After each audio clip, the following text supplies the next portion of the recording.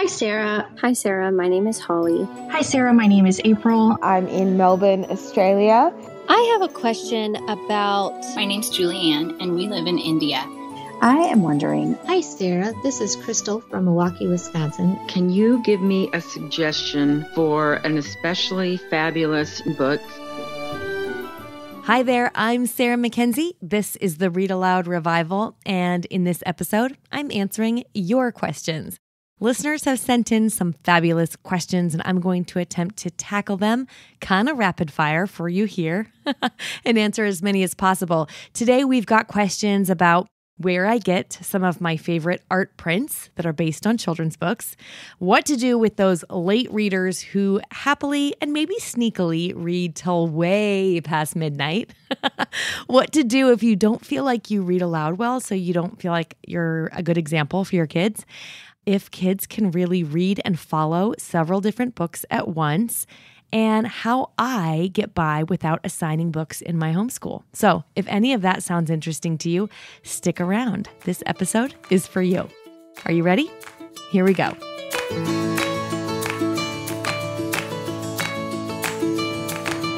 Hi, Sarah. I recently heard in a podcast that you had a print of an illustration from House in the Woods. And I was wondering how you can acquire any of these prints from different books that might be my own favorite other than House in the Woods. I've never seen them around, and I've never heard of getting that, but I would love to have a few of my own favorites. Thanks in advance. Yes, I love my art prints from favorite picture books. So the Home in the Woods print that you're referencing was purchased on the Society 6 website, and I found it through the illustrator Eliza Wheeler's website. I think that's usually the best way to find prints, is to go right to the illustrator's website and see if they tell you where you can get their prints. So I went to Eliza Wheeler's website. You might all know that Home in the Woods is one of my all-time very tippy-top favorite picture books. I adore it. That is an understatement. And so I went to Eliza Wheeler's website, which is, for the record, wheelerstudio.com. And then she's got a shop button, and she's got art prints right there. You actually order them from Society 6, but they're in all different sizes. They're super fabulous. I framed mine and put it in my office.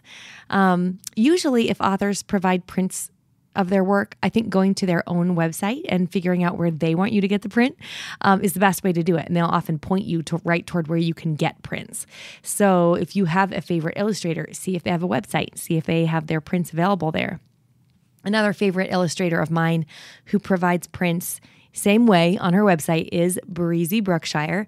She is, of course, the illustrator of our first book at Waxwing, my first picture book, A Little More Beautiful, The Story of a Garden. And Breezy has art prints and stickers and acrylic pins and just lots of fun things in her Etsy shop. So that would be my recommendation. Think of your favorite illustrators and then check out their websites and see if they have a shop.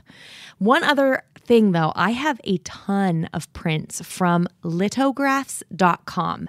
That's LITOGRAPHS.com. Lithographs, it's like a play on the word lithograph.com. And you might have seen some of these if you've ever seen me on video, or if you've ever watched any of the Read-Aloud Revival premium coaching sessions or author interviews. I have, 8 or 10 of these. I love them.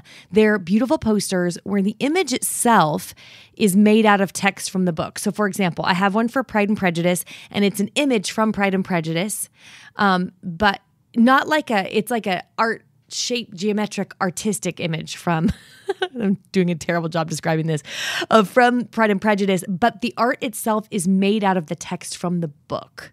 So I have one for Because of Winn-Dixie by Kate DiCamillo, and the image is Winn-Dixie, the dog, and the image itself is made out of the text from the book. It's super fabulous. Go look at them.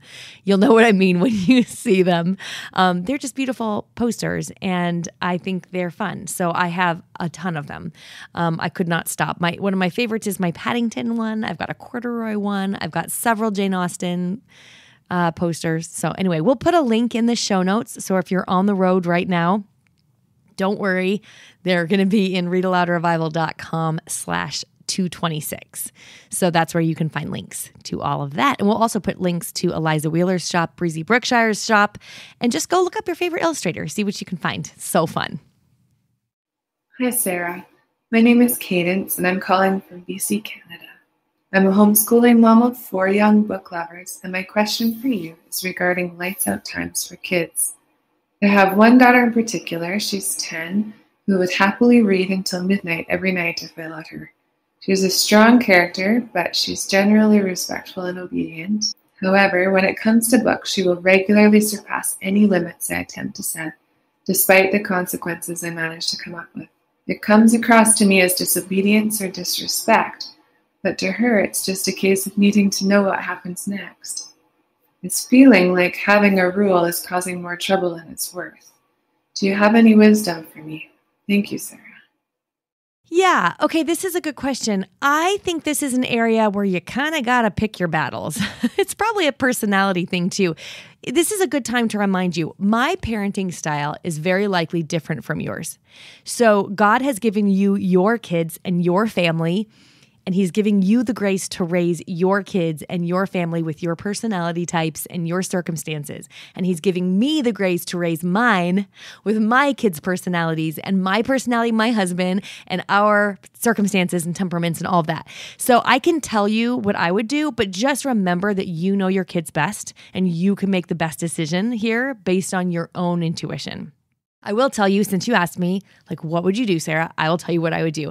I've had kids who were voracious readers to the point where they didn't do anything else. And I had to, like, for example, make them go outside. And usually I would say, Allison, you must go outside. And I would find her outside in the front yard pacing, reading a book, right?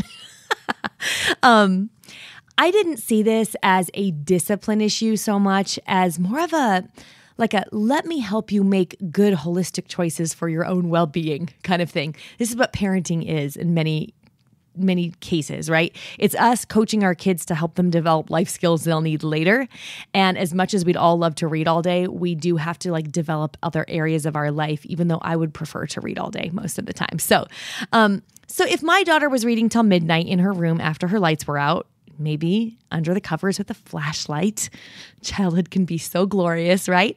I personally probably really wouldn't worry about it unless that late night reading is impacting her the next morning. So if she's having a bad attitude, if she's overly tired, if she's having a hard time tackling the following day, then I'm probably going to crack down on it a little bit. But I would probably approach it not from I can't believe you're being sneaky and I can't believe you're reading under your covers with a flashlight, because I kind of love that. But I really want you to be able to also feel good during the day, and there's other things you need to do. So I would probably curb it that way. But you mentioned that your daughter is mostly respectful and she's just sneaking in some extra reading time. So it's totally up to you. I personally, if it were me, would probably let it ride unless I'm seeing a lot of behavior problems. And then I would tackle it from a different angle. I wouldn't go at it like, I can't believe you're being sneaky. I would go at it like, I know you want more time to read. How can we get you more time to read during the day so that you're also getting rested? I just think it's helpful for us to remind our kids and remind ourselves that we're actually on the same team, right? We're rooting for each other. We're helping them. And whenever we're quote unquote disciplining them, whenever we're giving them restrictions or guiding them, it's always in a way to help them develop the skills that they need to be successful and happy and healthy and joyful in their lives. And so sort of coming at it with a different tack of not like, I'm going to catch you being sneaky, and I'm not saying that you would do that, of course, but just more from the perspective of how can we get you the reading time you really are obviously craving without it impacting your sleep. Some of my kids right now read with their little lanterns. I got them these little reading lanterns at a bookshop, and I kind of pretend like I don't notice if they're reading it, if they're reading after I've turned their lights out. I kind of chalk it up to making fabulous childhood memories. But again, if I'm seeing overtired behavior the next day, I'll probably crack down on this a little bit. And I crack down on that. I would not attack the person. I would attack the thing. So I'd say, oh man, I know you really want a lot of more reading time. Let's figure out how we can get you more reading time without it cutting into your sleep. So something like that. I'm not sure if that helps. And I'm such a believer that you know what's best for your own kids. But since you asked what I would do, I thought I'd just tell you what I would do if it was in my house. Hi, Sarah. I'm Emily from Westerville, Ohio. I wanted to say thank you for sharing the author Jonathan Auxier in one of your recent podcasts. When I heard you talk about the series, The Fabled Stables, I knew we had to have it in our home. My 6-year-old is an animal lover named Augie. So I immediately went out and bought the series for him for Christmas. When he opened that first book and read the first few lines, his eyes lit up. At the top of the world sat an island, and at the heart of that island lived a boy named Augie. Everyone is good at something. Augie was good at caring for animals. We have devoured the first 3 books in this series, and we absolutely cannot wait for more. He keeps asking. So we are excited to read more books from Jonathan Auxier and hopefully to read more in this particular series. Thank you for sharing this book that has captivated a little boy. Amazing. I love this message so much. In fact, I sent this audio message to Jonathan Auxier. Of course I did. And he loved it too. I'm going to put The Fabled Stables in the show notes for anyone who hasn't read those books yet. They are great whole family read-alouds. They're chapter books. They're fully illustrated, in color, really captivating. Emily, thank you for sharing. Hey, my name is Leah. My question is about my reading. So when I read aloud to my children, my reading has become so poor. My words are getting jumbled up. I'm saying the wrong things. I feel like I am being a really bad example of reading skills and reading comprehension. So they sometimes even have to correct me on which character I said, or I'll swap the time of day, or just really odd things. I also, like, my eyes are not focusing, and I'm scrambling the words. I'm jumping ahead and then throwing words I see into it. And I'm distracted, and I know my brain is just fried, and I'm distracted. I'm thinking about, oh my goodness, just this week, I'm thinking about my tag registration and birthday party planning and feeding a friend who's grieving, and whether I've heard from my dad in a month or not, or how to respond to this certain question that's been nagging me. My brain is split and fried, and I am not able to focus, and I'm not able to just shut that off and read what's in front of me. I kind of go into this autopilot, and it's terrible reading quality, and I feel really bad about it. And I guess I'm looking for, first of all, I kind of assume that's normal for some parents. Maybe it's not. But then what can I do? What would you recommend? How can I get on track again? Get my quality of reading back. I've been reading to my kids for 10 years. I have a 10-year-old and 3 other children. So I've been doing this. I've been reading to them every day of their entire lives. And it's just, like I said, the quality is just poor. So what would you recommend me do? Thanks. Leah, it's interesting you say that you feel like a bad example, because my take on hearing your message is, what a beautiful example this is to your kids. You're doing something hard that you don't really feel very good at. You're doing it because you know it's worthwhile, even though you've got a lot going on. You've got a lot of other things pulling on your time and attention, which I think every mom listening to this podcast right now probably feels pulled in a lot of directions. Don't we? Don't we always feel that way? Even the fact that your kids correct you, like, what a model is that? Really think about this. How often do our kids get to see us persevering at something we're not super good at, we're not really rocking, but we're doing it because we want to, we believe in it? I mean, they actually see this every night when we're making dinner, but they might not think about it in this way. So I think seeing you do this with books is a really beautiful example, actually. So I just want to invite you to look at it from a little different angle. That said, you did ask for tips on getting better at it. So I have some ideas. One is that I wonder if you read aloud some shorter stories, if that would help you stay more, fully present and stay really engaged. Because I know that feeling of being distracted or just not super present while you're reading aloud. I don't know. Have you ever had that experience where you're reading aloud and you're like thinking of a grocery list and all the things you're supposed to be doing, and then all of a sudden one of your kids says, "Who was that?" or "What did he say?" and you have no idea because you weren't paying attention to your own self-reading? Yes, I have been there. I hate that feeling. It happens, and I'll go, let's read it again. Because I don't know. So short books can help here because a short book is a short commitment, right? Picture books work beautifully here. In fact, those fabled stables that Emily just called about a little bit ago, those would work really well here. The key with the short books is that, you don't have to sit down and be like, okay, here I am. I'm going to be fully present for 30 full minutes. You can just do it for like 5 or 10 minutes. With a short picture book, you're looking at 5 minutes. With a longer picture book, you're looking at 10. And you could just say to yourself, for the next 5 or 10 minutes, I am going to be intentional about just staying really present in this book. Your attention span, your ability to focus on something like words or story are going to expand the more you're doing it and the more you're being intentional about it. I would really encourage you to do this with picture books because I think this would be great practice for this. There are some great episodes here on the show about picture books, reading picture books with older kids. We actually did a whole series on reading a picture book a day, even with older kids and teens. So if you haven't heard those yet, if you have, go back and listen. Those start with episode 178, Why Read a Book a Day? I think you might find it kind of inspiring. And I would just encourage you to keep at it and to know that actually when you mess up or you goof or you're not paying attention and you have to model humility for your kids and apologize and say, "Oh, I'm so sorry. I was distracted. Let me read that again." That is actually a beautiful example. So you've inspired me, Leah. Thank you for your message. Hi, Sarah. My name is Melissa, and I am a third-year homeschooler of 3, ages 11, 9, and 7. We're in the Pacific Northwest, and my question for you today is in regards to my eldest.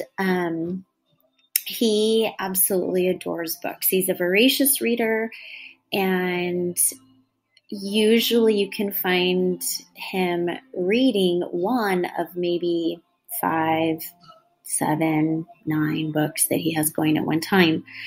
This is really hard for me, though.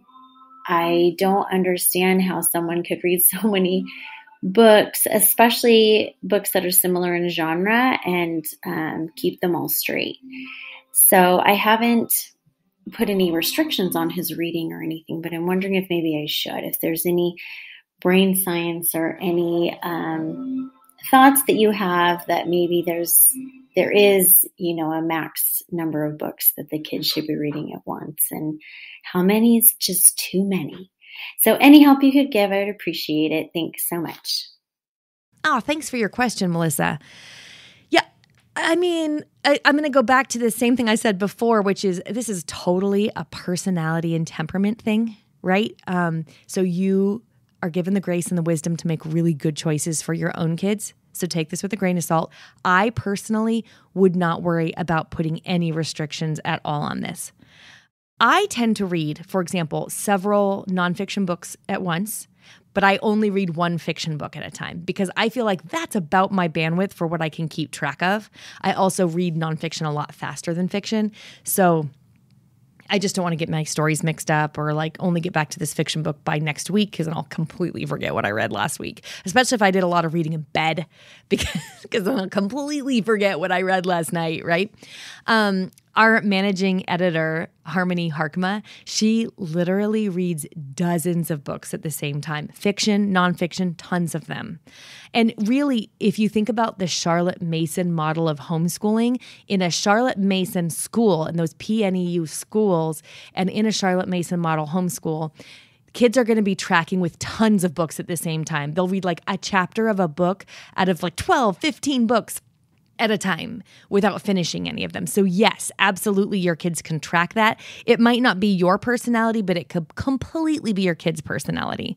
And just even on our team, just thinking about our own reading, I said I read a lot of nonfiction, but I'll only read one fiction book at a time for myself. I read different fiction for my kids, but I know Harmony reads a ton of different books. Same with our community director, Courtney Garrison. She can read multiple fiction novels that are even similar in genre and style at the same time and keep them straight. My own kids can do this just fine. They can read lots of different chapter books, lots of different fantasy books. They can track with a lot of different books. So this means, like what the good thing about tracking with a lot of different books is that whenever you sit down to read, you can just sort of pick up whatever you're in the mood for, right? So I wouldn't worry about this or try to change it. It's very common for kids to be able to track with a lot of different stories at the same time. And it sounds like you have got a lifelong reader in the making over there. So well done. Okay, one more for today, and then I'll answer some more questions soon in another episode. Hi, Sarah. This is Grace Rich. I'm from Colorado, and I have 5 kiddos. I'm homeschooling 3 of them right now. I heard you say recently on a podcast that you don't assign books to your homeschool kids. And my question was, how do you get by without assigning books? We are a Charlotte Mason homeschool family, so we use living books, but I can't imagine getting by without having to assign certain books to certain kids based on certain time periods. So I would love your thoughts on that. Thanks. Bye. Great question, Grace. Yes, it is true. I assign very, very few books to my kids, even into high school, like an astonishingly small number of books to my kids, well into high school. I tend to, in my homeschool, focus on assigning time and not titles. So for example, for a high schooler, I may assign that they read 2 or 3 hours a day, not all at once, but I would not probably assign very many of the titles they're supposedly required to be reading, like required in air quotes, right? Because I'm not actually assigning them. I don't usually assign what's read during reading times, but I do carve out the time and assign their time. Even my 9s and my 11-year-old, they have a 30-minute quiet reading time every day. They can pick whatever they read during that time. So I assign the time and not the titles. And I think doing it this way means there's not really much delineation for my kids between quote unquote school books and quote unquote pleasure books. I think actually they wouldn't really know what you were talking about if you asked them about a school book. Like, what are you reading for school? They would look at you like they have no idea what you're talking about. I'm pretty sure that would happen because there is not really a delineation. Everything is pleasure reading. All reading is pleasure reading for the most part. So how do I get my kids to read the books I want them to read for school? Because I know you're going like, but wait, there are books I want my kid to read that tie in with our time in history that we're learning, or classics that I want them to read that they would never pick up on their own. And I do have a few strategies for that. In my home, if there is a classic or maybe a complicated book that I really want my kids to read, but I don't think they'd pick up on their own, I will pretty much always read it aloud or we'll listen to it together on audio. So I'm not assigning the book, we're just reading it aloud together. This is my top strategy for books I want my kids to read for school.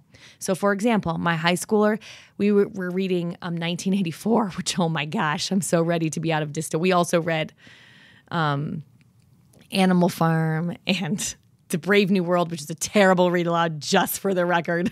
Not recommended as a read aloud. Oh my goodness. Just way too much dystopia, negative stuff. I'm like ready to go into something much, much happier. We might need to move over to like Lord of the Rings or something just for fun after this. But anyway, regardless of what you're wanting your kid to read, whether it's, Moby Dick or Pride and Prejudice, or we're talking about younger kids and you're thinking, well, I want my kids to read The Prince and the Pauper, but they're not going to pick that up on their own. It's kind of hard. Do it as a read aloud. This is a great strategy for classics because a lot of the classics have tricky language. It's just hard to read because that's not the way we speak anymore. They also sometimes have some tricky content. And so it's a really good way that you can talk about it. And it ends up being something that is a conversation starter in your home. So I like classics and complicated books as read alouds and audiobooks. I'm a huge Mark Twain fan, and we do all of our Mark Twain always on audiobooks forever and ever. Amen. And the actors do a much better job with the dialect, and it's just a much more enjoyable experience in my experience. So that's the way that I tend to do, like if you're thinking about literature assignment books. That's what we do. If there are some books that I want my kids to read on their own, but I don't think they'll pick them up on their own, I will usually you could do a couple things. I usually will create either a bookshelf or a book basket, and then I'll let them choose from there. So it's sort of a limited choice. So for example, I might choose 5 historical fiction books that I want my son to read during his 7th grade year. Okay, they might tie in with our history, the history we're learning about. So I might go, okay, there's like 5 historical fiction books I really want him to read. So I could put those in a basket. And what I would say to my 7th grade son, and this is actually what I would say to my 12th grade son for the record, choose any one of these books to read this month. And when you finished, come tell me and I'll take you out for a hamburger. Because hamburgers are his love language. Then when we go to hamburgers, I'll use some open-ended discussion prompts to talk with him about the book, even if I haven't read it. I'll ask him maybe who was courageous in this book and what did they do to show courage. I'll ask some should questions. Should he have done that? Should she have done that? What stuck with you about the book? What surprised you about the book? The key here is to choose books that even though your kid wouldn't pick it up on their own, they'll still likely enjoy. And you could even do this by having a wider choice. So I've done this before too. Well, I will pick 10 books that kind of align with our history or whatever else I want them to read that year. Maybe they're books that go along with what they're learning at co-op or something. And then I'll tell them, this year you're going to pick 5 of these to read. So I've given them 10. They get to pick 5. Each month you get to pick whichever one you're going to want to read until you've done 5. When you're done with the book, come talk to me about it. And then we get to have those open-ended conversations about books, which are really, really helpful. And if you have not gotten our free guide on how to have open-ended conversations with your kids about books, even books you have not read, you totally should do that. Come to the show notes, readaloudrevival.com/226. I'll give you a handful of questions, discussion prompts, I should say, that you can use to chat with your kids about books, even the ones you have not read, and how to have a great conversation that turns on all of this really great thinking power, way better than a comprehension test, way better than a workbook. It's going to turn your kids' power thinking on, at the same time deepening their enjoyment for reading and deepening their connection for you. It's like a triple win. So definitely grab that from the show notes if you haven't yet. That's a free guide that we have, and you can use those with any books. So that's a great strategy for quote unquote assigning books without quote unquote assigning books, right? Think of it this way. Adult readers rarely, if ever, read assigned books. I never read assigned books, and I'm one of the most voracious readers I know.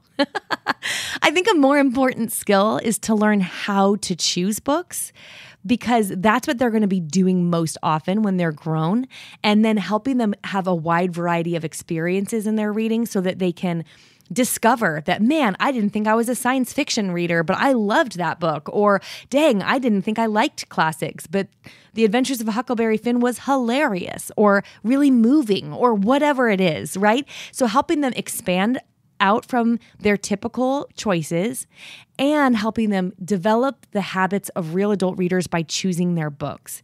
You're giving them the skills to do all of that when you give them a limited selection.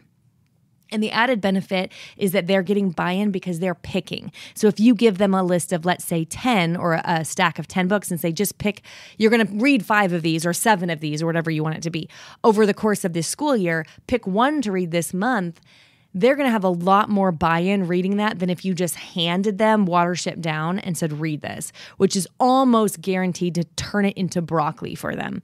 And almost guaranteed to make it not a book that they're going to want to reread or finish reading for school and then slip under the covers with a flashlight and read into the wee hours, or read it again and again and say 20 years from now, that book was one of my favorite childhood memories. We want that without compromising any of the opportunities we have to help our kids become readers who have a wider taste and are learning to read things that they wouldn't have normally picked up. So they're learning about themselves and all that good stuff. So you can get all of that by just giving them some options there. I've talked about these strategies on a few different podcasts. So I'm going to link to those in the show notes. A couple that come to mind right away.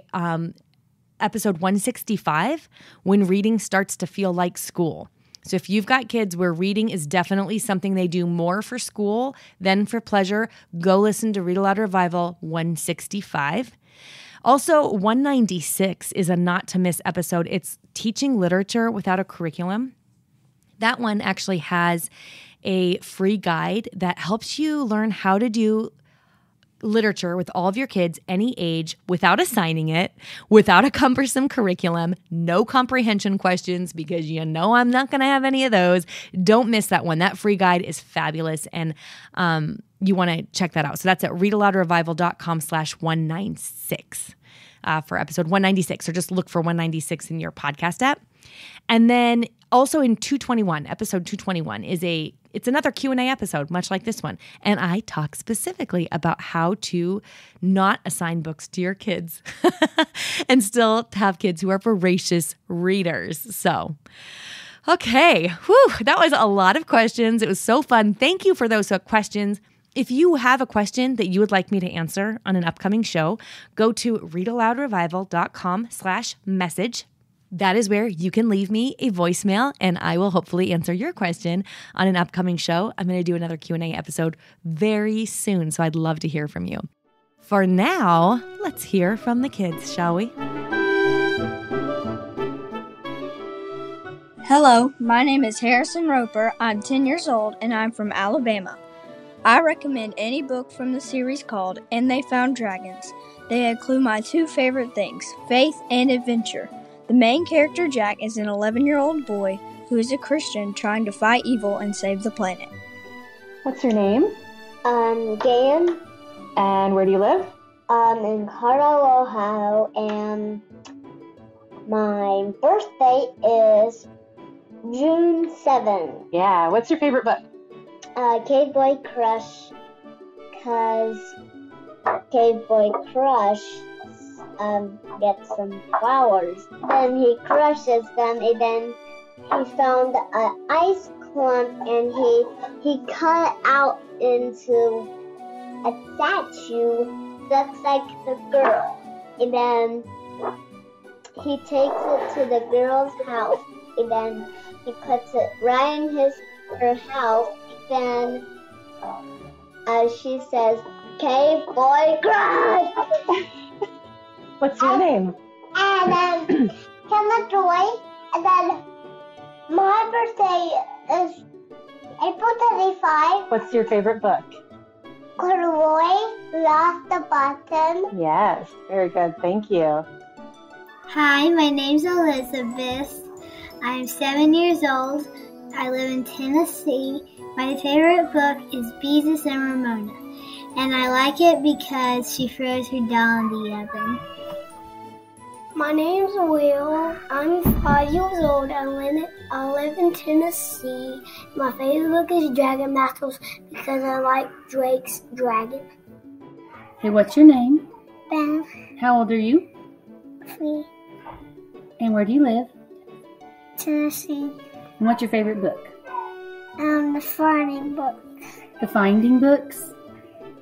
Because we can find stuff. You have to find stuff. Very good. What's your name? Esther Cohen. And where are you from? Chico, California. How old are you? 4 years old. What is your favorite book? My favorite book is called I Really Love Slug by Noel Williams. And why would you recommend it? Because it's so fun, and it's like the funnest book I have. What is your name? Hampton Everett. And how old are you? 5. And where do you live? Alabama. And what are your favorite books? The Ranger and Tom books. Because they present my two favorite things, dogs, and saving the world. My name is Oakley. Oakley, that's right. How old are you, Oakley? I don't know. Say 3. 3. And where are you from? I live in Indiana. That's right. What's your favorite book? This one. This one, the Kids Picture Show Vehicles book, right? Yeah. What do you like about it? I like Austin, Texas on it. All the pictures in it. Thank you, kids. The show notes for this episode are at readaloudrevival.com/226. because this is episode 226, there are more questions to answer. So I'm going to come back soon to do another one of these Q&A episodes. They're really fun. I love to hear your voices. So thank you for leaving me those messages. And again, if you want to leave me a question to answer, or if your kids want to leave a message about one of their favorite books to be aired on the podcast, you can do all of that at readaloudrevival.com/message. I'll be back in 2 weeks. In the meantime, you know what to do. Go make meaningful and lasting connections with your kids through books.